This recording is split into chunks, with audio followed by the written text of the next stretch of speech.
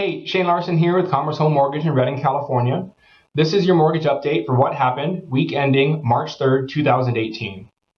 There's a lot of economic data that was released last week, so I'm going to be going back and forth from my computer to the camera to make sure that I'm reporting these numbers accurately to you guys. So starting right off in Monday, new home sales report was released, which measures signed contracts on new homes. That came back 8% down in January with an annual rate of 593,000. The market was actually expecting a 4% gain. There were 301,000 new homes for sale at the end of January, which is actually slightly up from 295,000. Good news is that with the slower pace of sales, the national housing inventory actually increased from 5.7% to 6.1% months of inventory. Right into Tuesday, the FHFA Housing Price Index was released, which measures the price appreciation on single-family homes with conforming loan amounts. That actually rose 0.3% in December. Year-over-year appreciation remained stable at 6.5%, which is actually a very powerful indicator.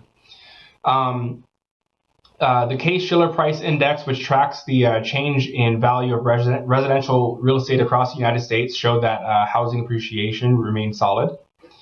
Wednesday, the Mortgage Banker Association released their mortgage application data for the week ending February 26, 2018. The report showed that overall application volume was up 2.7% from the previous week. Purchases were up 6% and are still up 3.3% from this time last year. The refinance share of the mortgage activity dropped to 41.8% of total applications, which is down from 44.4% of last week.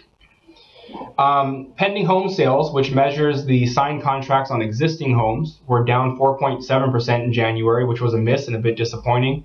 But the National Association of Realtors said that it was mainly due to the lack of inventory, which is actually down 9.5% year over year.